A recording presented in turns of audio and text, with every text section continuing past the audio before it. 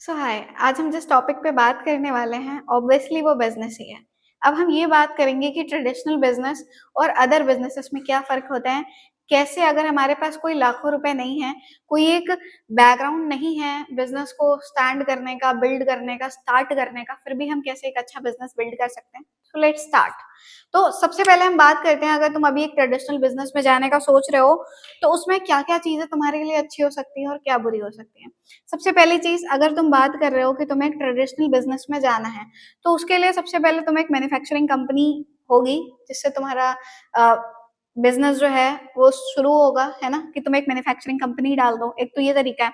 अगर तुम्हें ये पता है कि तुम मैन्युफैक्चरिंग कंपनी नहीं डाल सकते हो, तुम्हारे पास इतना इन्वेस्टमेंट नहीं है, तो फिर तुम कैसे करो? तो उसके बाद ना तुम्हारे पास एक प्रॉपर चेन होती है, तुम इस चेन का पार्ट बन के भी एक अच्छा बिज़नेस बिल्ड कर सकते हो।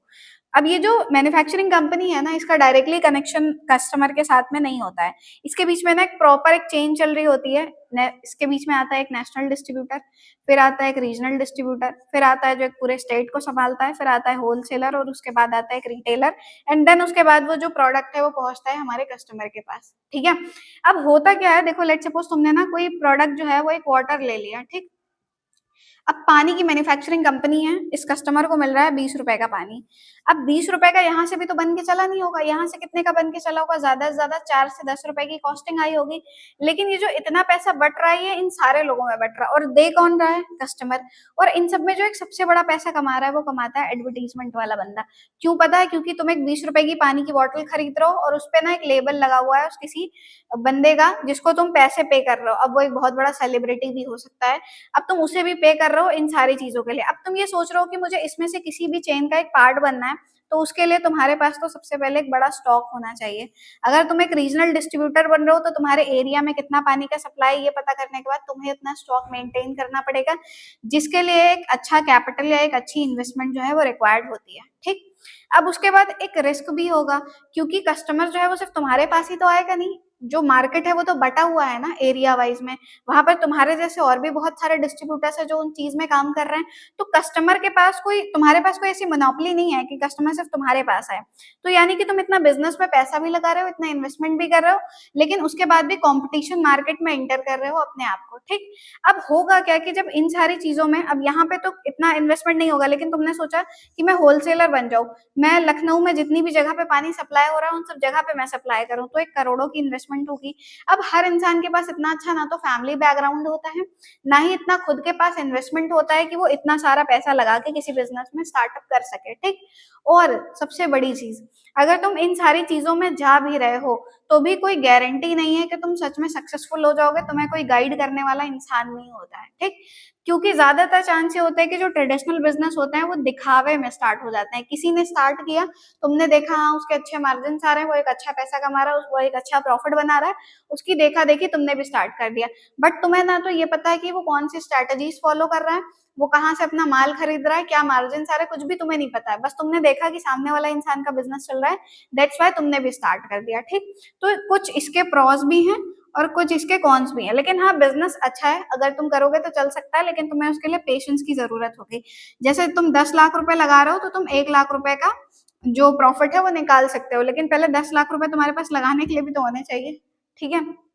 अब अगर तुम्हारे पास ये सारी चीज़ें नहीं है, लेकिन फिर भी तुम चाहते हो कि तुम एक बिज़नेस ओनर बनो, तुम्हारे पास टाइम फ्रीडम हो, तुम्हारे पास फाइनेंशियल फ्रीडम हो। अब देखो ट्रेडिशनल बिज़नेस में मोस्ट ऑफ द केसेस में क्या होता है, तुम्हारे पास फाइनेंशियल फ्रीडम पे तो धीरे-धीरे तुम जा रहे होते हो, लेकिन तुम्हारे पास टाइम फ्रीडम नहीं होती हो, मेंटली तुम बहुत प्रेशर में रहते हो। माल आया, नहीं गया, कहीं पे जल गया, कोई ये टेंशन, वो टेंशन, सैलरी देने की टेंशन्स, बहुत सारी टेंशन्स होती है ट्रेडिशनल बिज़नेस करने वाले इंसान को, है ना? तो ये सारी चीज़ों में तुम कहीं न कहीं इन्वॉल्व रहोगे। लेकिन तुम ये चाहते हो कि मैं एक ऐसा बिज़नेस करूँ जिसमें तुम्हारे पास टाइम फ्रीडम भी हो, तुम्हारे पास फाइनेंशियल फ्रीडम भी हो, तुम मेंटली भी बहुत फ्री हो। तो अब तुम्हारे पास ऑप्शन क्या बचता है वो अभी मैं तुम्हें बताने जा रही हूँ, जिसे हम बोलते हैं डायरेक्ट सेलिंग का बिज़नेस।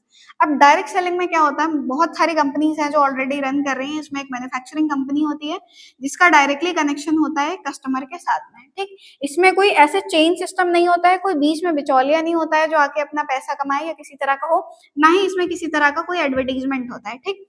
अब इस कस्टमर के पास ही 3 ऑप्शंस हैं। पहला होता है कि वो प्रोडक्ट को यूज कर सकता है, ठीक। जैसे अदर जगह से प्रोडक्ट यूज कर रहा है वैसे इनसे भी प्रोडक्ट यूज करके हेल्थ बेनिफिशियल ले सकता है। सेकंड होता है कि वो उन्हीं प्रोडक्ट को प्रमोट भी कर सकता है। लेट सपोज मैंने ना कोई अच्छी चीज यूज करी, मुझे अच्छी लग रही है, तो मैं सामने वाले इंसान को बताती हूँ, दैट इज प्रमोशन। उससे भी मुझे कुछ परसेंटेज वाइज जो प्रॉफिट है वो हो सकता है, ठीक।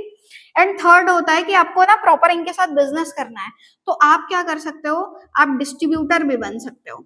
अब डिस्ट्रीब्यूटर बनने के कुछ क्राइटेरिया भी होते हैं, लेकिन इनके जैसी सरदर्दी नहीं होती इसमें, क्योंकि ये कंपनी 90% काम तुम्हें खुद करके देती है। 90% में क्या आता है, मैन्युफैक्चरिंग, लेबलिंग, कैरेजिंग, पैकेजिंग, शिपिंग, हर एक चीज ये खुद से करके देंगी। तुम्हें प्रॉफिट किस चीज पे होगा, जितना ज्यादा तुम टर्नओवर करोगे उतना ज्यादा प्रॉफिट तुम्हारा इस बिजनेस में होगा। अब इस टर्नओवर पे डिपेंड करता है कि तुम कितना टर्नओवर कर रहे हो, तुम लाखों का कर रहे हो, उस पे जितना भी वो मार्जिन दे रही है कंपनी उस हिसाब से तुम्हें पैसा मिलेगा, ठीक। और इसमें सबसे अच्छी चीज ये है कि 2 3 4 साल में तुम अपना एक ऐसा बिजनेस बिल्ड कर लेते हो जिसके बाद तुम्हारे लिए तुम्हारे डिस्ट्रीब्यूटर्स काम करते हैं, लेकिन उससे भी तुम्हें फाइनेंशियल फ्रीडम की तरफ तुम बढ़ रहे होते हो, और कहीं ना कहीं तुम्हारे पास एक टाइम फ्रीडम भी होती है, और किसी तरह की कोई माइंडसेट वाइज टेंशन नहीं होती है, क्योंकि ये सारा काम खुद ही कर रही होती है, ठीक। अब इन कंपनीज को इसमें इनका पर्सनल प्रॉफिट कुछ निकाल के बाकी ये सारे डिस्ट्रीब्यूटर्स में ही डिस्ट्रीब्यूट करते हैं। अब इसमें कौन कौन सी कंपनीज होती हैं, क्या क्या इनके प्रोडक्ट्स होते हैं, किस तरह से तुम इसमें इन्वॉल्व हो सकते हो, क्या करने पर कितना प्रॉफिट होता है, ये सारी चीजें अब हम नेक्स्ट वीडियो में डिस्कस करेंगे।